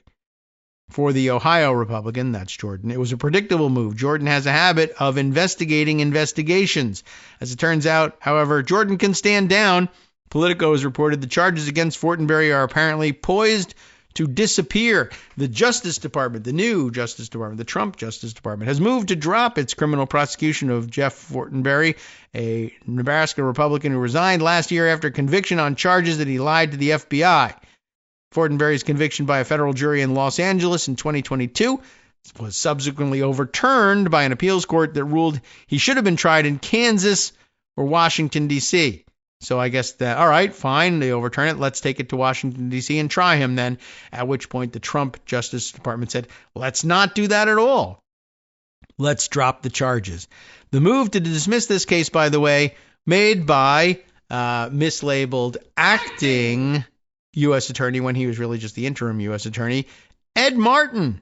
Yeah, Ed Martin, you should note, in January, Steve noted that Martin is a conservative activist who served on the board of the group supporting January 6 criminal defendants and is considered a prominent member of the Stop the Steal movement. This week he launched Project 1512, whatever that might mean, to review the prosecutions of January 6th rioters. And of course, then we learned more and more things about him, and passersby on the street were spitting on him on video, and he had his nomination to permanently occupy the job of U.S. Attorney for Washington, D.C., withdrawn from Congress, and he is now the pardon attorney. And maybe one of the projects that we could do, maybe one of the things we need for the vacation break is to go back and read all of the deep dives into his background and bio that I thought would be more relevant as we fought over his appointment as U.S. Attorney. And then we thought we were saved by the bell when that was withdrawn. And now we find out, no, we haven't been saved by the bell because he's in the pardon office instead. All right, there was one more mention of Republican Congress members being the recipients of pardons or having their investigations blocked. This one was simultaneously taking steps to abandon a corruption investigation targeting an incumbent Republican congressman. Which one was that? Oh, I don't want to open it that way. Let's open it in a new tab here. Again, Steve reminding us of his own work. It is federal prosecutors withdraw from investigation targeting Gop's Andy Ogles. There's Ogles, O-G-L-E-S. Last week, the congressman unveiled a proposal to allow Trump to run for a third term, and this week, he's no longer under investigation. That, too, from very late January 2025, when Republican Representative Andy Ogles unveiled a proposal last week to allow Donald Trump to run for a third term. It was a rather obvious partisan stunt. There was, however, a nagging question hanging over the Tennessee congressman's motivations. After all, he isn't just another far-right member of Congress, of which there are many. He's also the subject of an ongoing federal criminal investigation. Indeed, it was roughly 5 months ago, back in January. That is, it was 5 months prior to January, when the Gop lawmaker publicly disclosed that the FBI had seized his cell phone and personal email as part of an apparent probe into his finances. In other words, it was possible that Ogles introduced an absurd proposal to empower Trump to run again in 2028 because of his affection for the president, knowing full well it would never become law, but it was also possible he was trying to flatter Trump and get his attention amid an investigation that might lead to a criminal indictment. Just 8 days after Ogles unveiled his measure, and others ogled it, it appears there's some news out of Tennessee. WTVF, the CBS affiliate in Nashville, reported federal prosecutors based in Nashville have withdrawn from the criminal investigation of Tennessee Congressman Andy Ogles, an unprecedented move that could signal plans by the Trump administration to drop the case against a Republican ally. With no explanation, there's another sound effect necessary here. With no justification or explanation, acting, U.S. Attorney Brian McGuire filed a notice late Thursday to withdraw Assistant U.S. Attorneys Robert S. Levine and J. Christopher, Sudicum, from an ongoing legal dispute over the FBI's access to evidence seized from Ogles last year. So, there's more about that particular incident, but I guess suffice to say, there's some detail. Let's say it. Ogles was already a scandal-plagued congressman when this same news channel reported in late 2023 that the congressman's financial report showed that he had made $320,000 personal loans to his 2022 campaign. That might not have been especially problematic. Candidates often make such loans, were it not for the fact that Ogles' financial disclosures suggested he didn't have $320,000. You have no Quran, and you also don't have that $320,000. Months later, the Republican effectively conceded that his earlier claims weren't true. He said he'd actually loaned his campaign $20,000, not $320,000, though it remained an open question as to who or what provided Ogles with the rest of the money. It wasn't that he put the wrong number down. It was that he just isn't the one who loaned him that money. But he said it was him so that he could, maybe not pay it back. Someone else gave him $300,000 and said, let's say you put it in there so that, you don't have to pay me back. But if you don't pay me back, that's crime. How about if you don't pay you back? That will work. Unless, of course, people find out. This has become the subject of an intensifying congressional ethics investigation, but perhaps more alarming to the congressman, federal law enforcement took an interest in the matter too. So that's what was foregone in the case of Andy Uggles. So we'd add, so that would make for 11, I guess, right? 11 Republican members of Congress, former and current members of Congress, pardoned or let off the hook by Trump and the Trump DOJ. That seems like a lot, doesn't it? Law and order, tough on crime. If anything, he's too tough, people say. That was, by the way, his reaction to the taco question. What do you think about this whole taco thing? Trump always chickens out. That, of course, made him very mad. And he said, did the whole thing. You're a nasty person for asking that question. There was a quote to that effect about, he was now personally mad at this reporter. But I don't know if that's going to matter. But that he and the White House spokespeople said, really, he doesn't chicken out. If anything, he's too tough. That's what people say about him. He's too tough. Okay, sure, whatever. All right, let's see. Maybe just a moment here to give you some Wikipedia-style background. And when I say Wikipedia-style, I mean from Wikipedia, about the court that reversed the tariffs.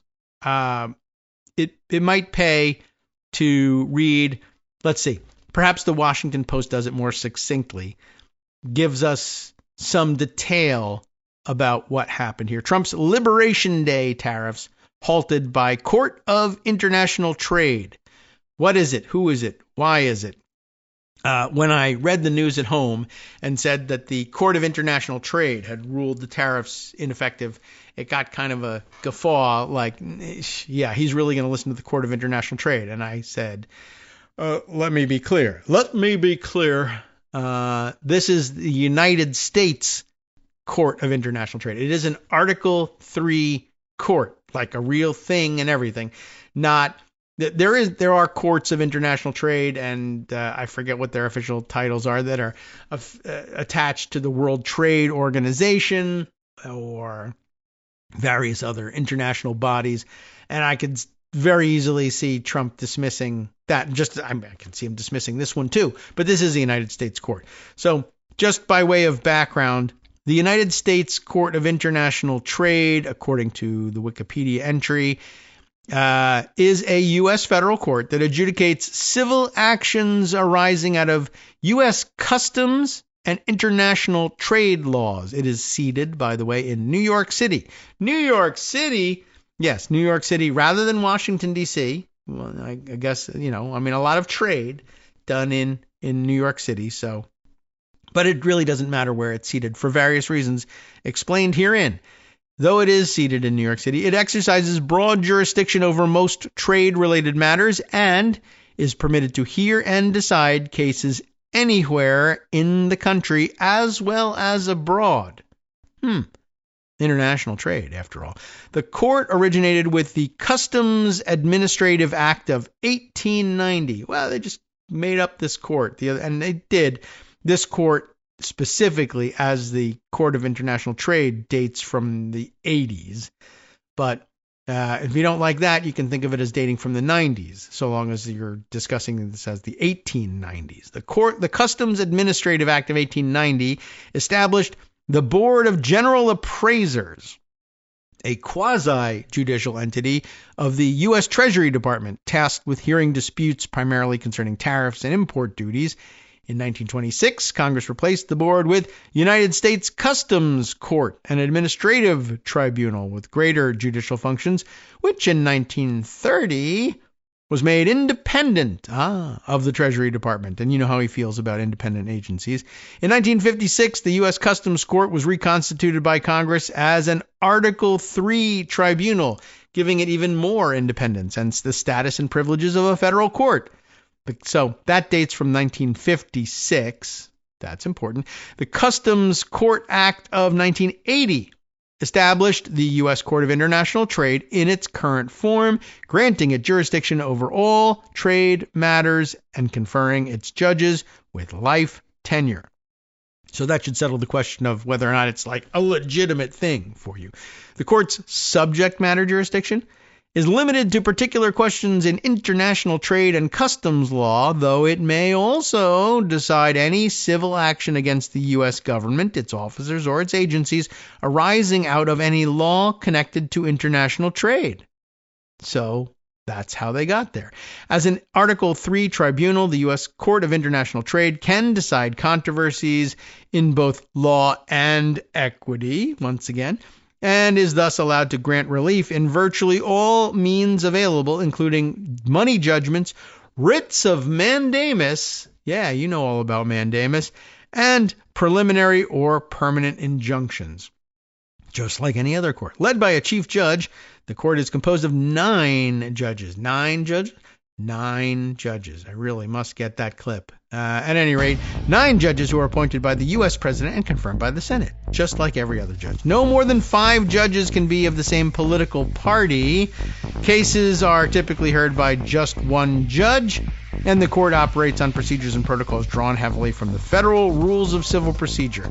So there's history, there's everything else, but basically, is it a real Article 3 court with lifetime appointments? Yes, it is, you bet. They're for real, and Trump forgot all about them. I'll tell you a little bit about what they did after this. Hi everybody, it's me, David. Let's change things up from the old fundraising pitch for just a minute and talk instead about how you can be a part of our show. If you've got a smartphone or any other electronic recording device, why not sit down and record a segment for us? Read us an important article and give us your take. Or read one of your own original essays, or even just give us your commentary on something you'd like to share that's important to you. Then send the file to me at kagrox@gmail.com and I'll try and work it into the show. Short segments, a few minutes in length, are easiest to fit in. And of course, I can't always guarantee that I'll be able to play everything, but if you've ever shouted at your radio or TV about something you wish was being covered, here's your chance to change that. Make the show your own. Send your submissions to me at kagrox@gmail.com. All right, welcome back now to the Kagro in the Morning Show here on Netroots Radio. So that was a rather intriguing addition at the end of this section of the Wikipedia thing that I read for you. I needed to double back and just call that back out again. Remember, we just read, led by a chief judge, the court is composed of 9 judges who are appointed by the president, confirmed by the Senate, just like everybody else. And in a way, that's the same 9 as the Supreme Court, right? The same number currently. They don't hold the same, authority or whatever. And by the way, appeals from the Court of International Trade go where? Another obscure court, as it turns out. Though they sit chiefly in New York, they are not. The appeals don't go to the Second Circuit, which covers New York. They don't go to the D.C. Circuit, because no reason to. They're not in D.C. They go to the Federal Circuit, which is a different court from the Circuit Court of Appeals for the District of Columbia Circuit, which handles a lot of federal cases. The Federal Circuit is completely different. And I guess, 1, a reminder that it exists. 2, a reminder that this court exists and it appeals go in a weird way. And then, of course, they end up in the Supreme Court where, anything goes, I guess. But what I wanted to point out here is they've put together a panel of 9 judges, and specifically at some point along the way in codifying this, and it's not clear whether it was the codification in the 50s, the codification in the 80s, what is it? I'm not sure when they added this, but they did take care, Congress, to add that no more than 5 of the 9 judges can be of the same political party, which is an extraordinary acknowledgement.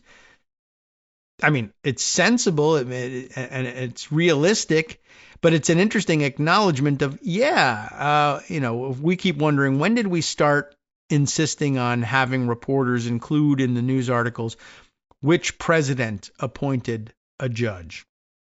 To help give context. Like with that too, it was a tacit admission that, judges are political actors. Not just the SCOTUS, all judges are kind of political actors at some level, or at least it's a possibility and we want to be aware of that.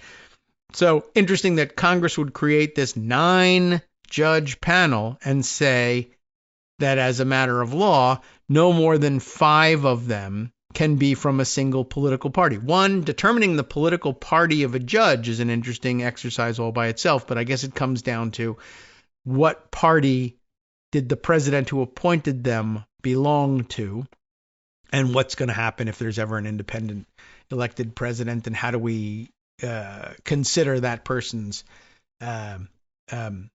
appointments. Like, for instance, let me just say, I know that, well, that is independent. If they can make it there, independent of party, then okay, if they appoint judges, they're just counted differently, and it won't disturb the statutory command that no more than 5, right? Because this person's total wouldn't apply to either party. I'm just let me just ask you this. Supposing for some strange reason, Donald Trump was denied the Republican nomination for president in 2028, seeking the third term that he's not allowed to have. There was too much for them. They just can't stomach it. But he runs as an independent and, let's say, wins. Does anybody think that the Trump judges appointed at that point, I mean, I guess at that point, who knows what the Constitution has to say about anything, but that the judges appointed by Trump at that point, well, they're not Republican judges. They don't count against the total. But come on. Right? Or if you don't like that example, let's say the court had been around at this time in the current form with that rule, and Teddy Roosevelt wins the presidency on the Bull Moose Party ticket, but had previously named as a Republican president members of the court. Would his new appointments count against that? I don't know. We'll never get there, thankfully. But it's the sort of speculation that we can't afford not to engage in this program. Anyway, just thought that was rather interesting.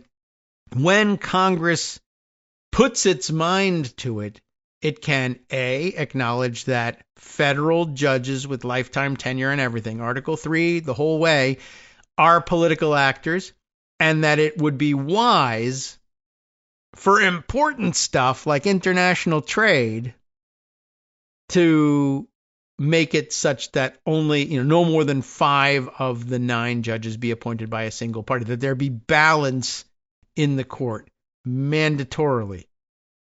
It's an idea to think about. It didn't take a constitutional amendment to do this.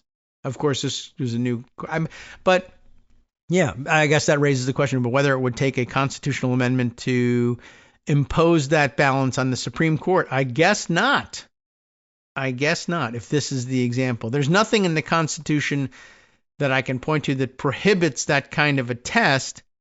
All it says in the Constitution is that there shall be a Supreme Court. And since you can change the number of members of the Supreme Court by statute, I suppose you could impose a balancing requirement like this one. Although I assume the only way you could get it done would be to say, all right, but nobody gets dismissed from the court now. Everybody who's on the court now is grandfathered in, and it only applies to those appointed to the court after the enactment date, or the effective date anyway, of such a change. So just putting that out there, something to think about.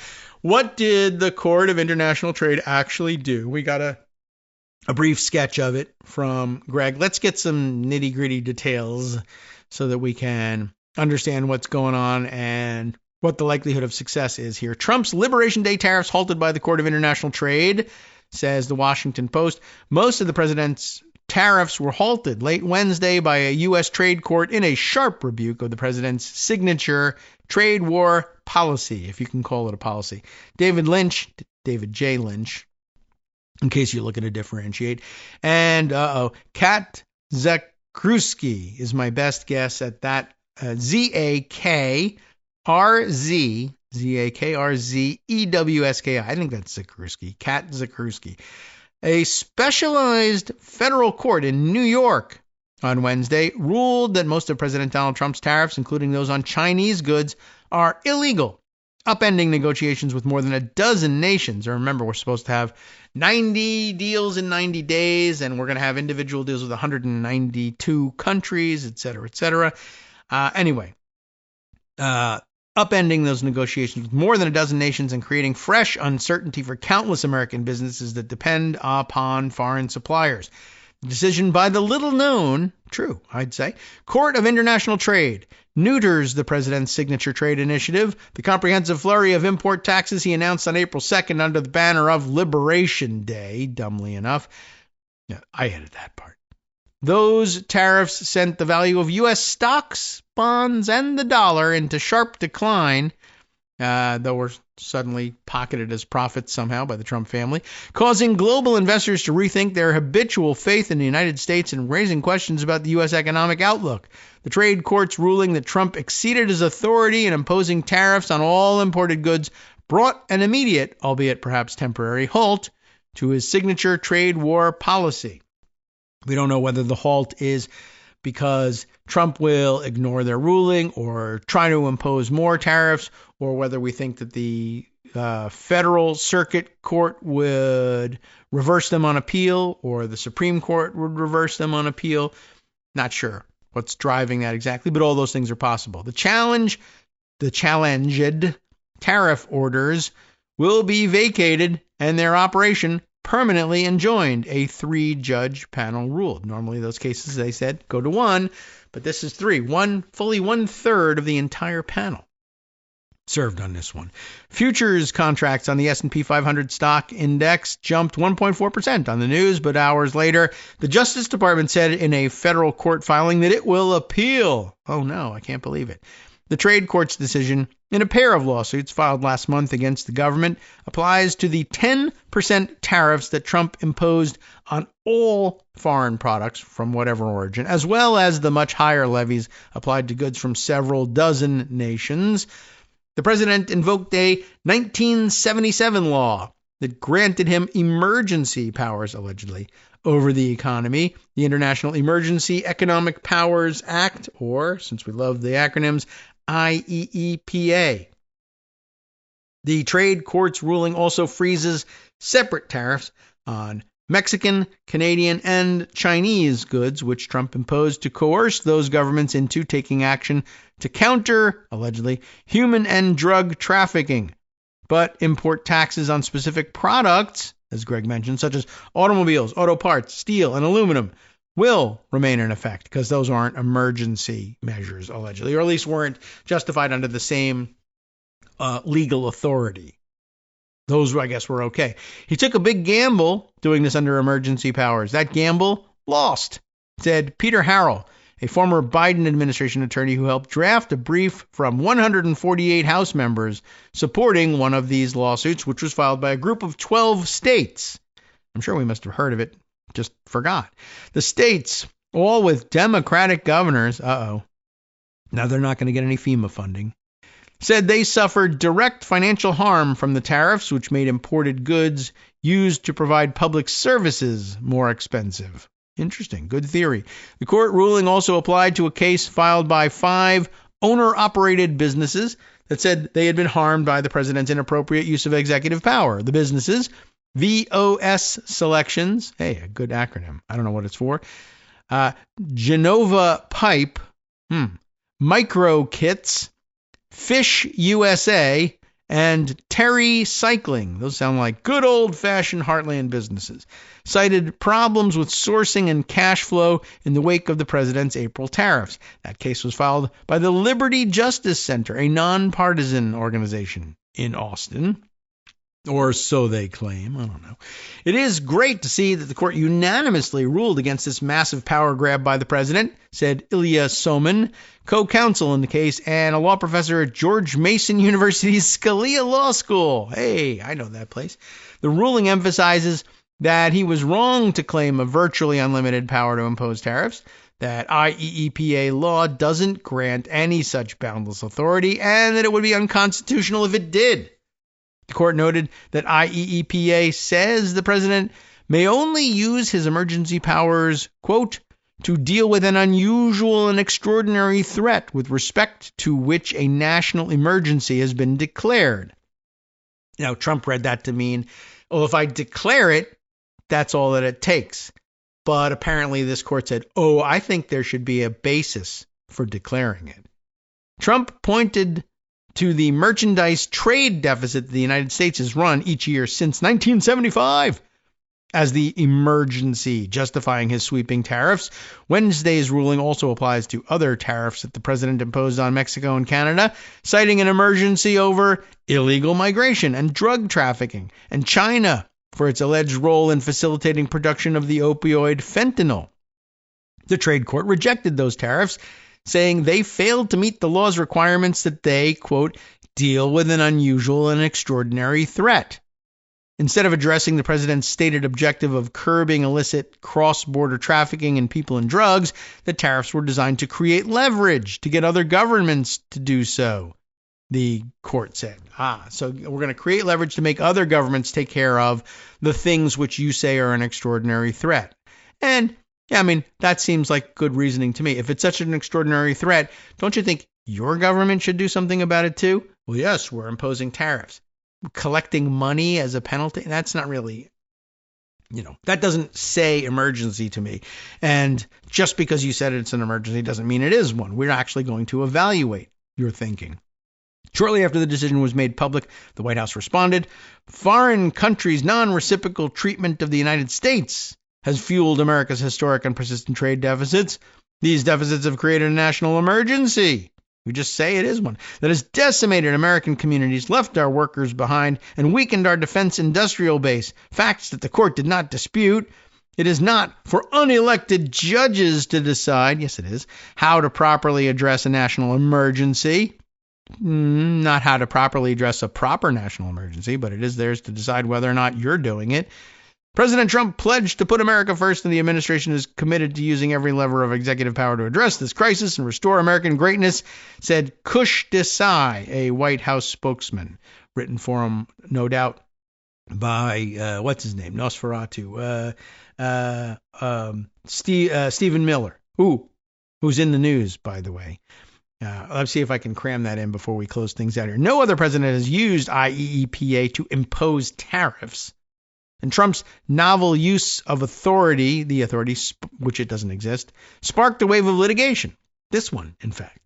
As small businesses from across the country lined up to sue, because what else are they going to do? They couldn't do any business. Multinational corporations such as Apple opted to seek relief from the White House through private meetings and phone calls.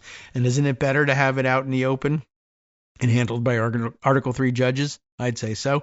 The government argued that the economic emergency law's language authorizing the president to regulate importation, but something's in the middle there, granted him full powers over tariff rates. But the trade court disagreed, saying the law did not authorize the president to impose whatever tariff rates he deems desirable. Legal experts have told the Post that the lawsuits are likely to succeed if they make it to the Supreme Court. Tim Meyer, the co-director of the Center for International and Comparative Law at Duke University Law School, said the president is overriding legislation that Congress passed to levy tariffs.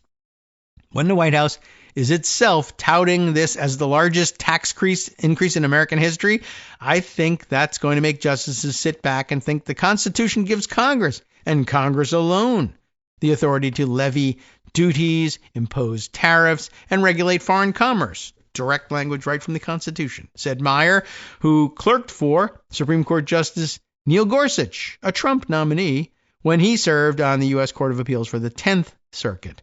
The ruling adds fresh uncertainty to the world of American importers and more than 12 ongoing U.S. trade negotiations, including those with the European Union and China. The Trump administration is certain to appeal the decision and could seek an emergency stay, which would reinstate the tariffs, at least temporarily, until Taco Tuesday. The president's trade team could also try to impose the same tariffs using more traditional legal avenues, according to Simon Lester, author of the International Economic Law and Policy blog. Relying on other provisions of trade law would take time and require the government to complete various procedural steps, to be careful when they do these things. There are other tariff statutes available, and I'm sure the Trump administration is prepared to use them, he said. Well, I don't know about that, but another challenge to the president's tariff authority is also working its way through the courts. Right after Trump raised U.S. import taxes to their highest level in more than a century, the new Civil Liberties Alliance, a nonprofit that has previously received financial support from conservative donor Charles Koch's foundation, filed a lawsuit in federal court in Florida challenging Trump's authority. Last week, Judge T. Kent Wetherill II was shipwrecked on the SS Minnow and never heard from again, apparently. A federal judge in Florida said he agreed with the federal government's argument that IEEPA allows the president to issue tariffs. Wow. But Weatherall transferred that case on behalf of Simplified, a planner company that manufactures its products in China, to the trade court in New York, meaning he will not be the one to decide the matter. Isn't that something? It got sent to the same court that just slapped it all down. But that's what happens with tariff cases. Those are the specialists in tariff cases. All right. So all of that, I think, good and necessary background for considering what comes next and what the president will be grumbling about in the hours and days to come. All right. That leads us to the basic report from Reuters, which gives it to you straight. Elon Musk leaving Trump administration. Get the pop-up out of there. Capping turbulent tenure. Yeah, that's a bit of sane washing as well, but that's Reuters for you. Nandita Bose, or perhaps Bose, like Bove, Emil Bove, by the way, also in the news, having just garnered an appointment to the Third Circuit, I think, Court of Appeals as well. And everybody, we're going to have to read backgrounders again on that guy, too, to see why that shouldn't be happening. I don't know if there's anything you can do to stop it, but there you go. Let's see. Nandita Bose, David Shepardson, and Graham Slattery reporting for Reuters. You've heard the news by now. Billionaire Tesla CEO Elon Musk is leaving the Trump administration, maybe yes, maybe no, after leading a tumultuous efficiency drive during which he upended several federal agencies, but ultimately failed to deliver the generational savings he had sought. His offboarding, as they call it, will begin tonight. That was last night. A White House official told Reuters late Wednesday, confirming Musk's departure from government. Musk earlier on Wednesday took to his social media platform X to thank President Donald Trump as his time as a special government employee with the Department of Government Efficiency, which isn't a department, draws to an end. Or as I have seen it put in Blue Sky by Skip Bitter, Dr. the Frog, Elon Musk, who doesn't work at Doge, is leaving Doge, which doesn't exist, right? Okay. Anyway, back to the Reuters report. His departure was quick and unceremonious. He did not have a formal conversation with Trump before announcing his exit, according to a source with knowledge of the matter, who added that his departure was decided, quote, at a senior staff level, whatever that means. Stephen Miller? Maybe. While the precise circumstances of his exit were not immediately clear, he leaves a day after criticizing Trump's marquee tax bill, the big, beautiful bill. He criticized it, calling it too expensive and a measure that would undermine his work with the so-called U.S. dodgy service. Except he's done all there is to do to undermine that work. He didn't come up with anything. No savings, and he's all full of criticism for Trump having no savings in his bill, but okay. Whatever. Let them fight. Tape knives to their hands, as far as I'm concerned. Some senior White House officials, including Deputy Chief of Staff Stephen Miller, ding ding, were particularly irked by those comments, and the White House was forced to call Republican senators to reiterate Trump's support for the package, a source familiar with the matter said. While Musk remains close to the president, his exit comes after a gradual but steady slide in standing. After Trump's inauguration, the billionaire quickly emerged as a powerful force in Trump's orbit, hyper-visible, unapologetically brash, and unfettered by traditional norms. At the Conservative Political Action Conference in February, he brandished a red metallic chainsaw to wild cheers. "This is the chainsaw for bureaucracy," he declared. On the campaign trail, Musk had said Dodgy would be able to cut at least $2 trillion in federal spending. Dodgy currently estimates its own estimates here, at $175 billion so far, which, that's not nothing, but as someone with math skills has once pointed out, the difference between $175 billion and $2 trillion is about $2 trillion. A number Reuters was not able to independently verify, by the way, the 175 bill, because, again, that's, almost $1.2 billion off, or $1.8 billion off the mark out of $2 trillion he was shooting for. Musk did not hide his animus for the federal workforce, and he predicted that revoking the COVID-era privilege of telework would trigger a wave of voluntary terminations that we welcome. But some cabinet members who initially embraced Musk's outsider energy grew wary of his tactics, sources said. Over time, they grew more confident, pushing back against his job cuts, encouraged by Trump's reminder in early March that staffing decision rested with the department secretaries, not with Musk, up to and including appointing a commissioner of the IRS, for God's sake. Musk clashed with 3 of Trump's most senior cabinet members. That would be Secretary of State Marco Rubio, believe it or not, considered a senior guy, Transportation Secretary Sean Duffy, fellow reality television personality, and Treasury Secretary Scott Bessent. He called Trump's trade advisor Peter Navarro a moron. He's right about that. And dumber than a sack of bricks. I think he's right about that, too. Navarro dismissed the insult, saying, "I've been called worse," because I have a comparison that also involves a sack, but different contents. At the same time, Musk began to hint that his time in government could come to a close, while expressing frustration at times that he could not more aggressively cut spending. What do you know? It's actually hard. In an April 22nd Tesla conference call, he signaled he'd be significantly scaling back his government work to focus on his businesses. Federal bureaucracy situation is much worse than I realized. Yeah, no, yes and no. I guess I would say that. But it's not much worse than you realize. You just didn't realize anything about it. That's the issue. It's much more complex than you realized because you just think you're just a why don't you justism kind of a guy. You know, I call the shots at my company. Why isn't it that way everywhere? Because stuff is different. Well, anyway, dodgy goes on, as it turns out. Musk's 130-day mandate as a special government employee in the Trump administration was set to expire around May 30th anyway. The administration said Dodgy's efforts to restructure and shrink the federal government will continue, but it'll be interesting to see how effectively it continues without his direction. And remember that most of the things that the dodgy kids were able to accomplish in their work, if they accomplished anything, but certainly, immediately frightening people, always depended on, you want me to call Elon? I can get Elon in here. Now you're not going to be able to get Elon in there. And I don't know, some of these kids might get beat up. I'm not sure. Anyway, do we advocate it? By no means. Of course not. Violence is never the answer.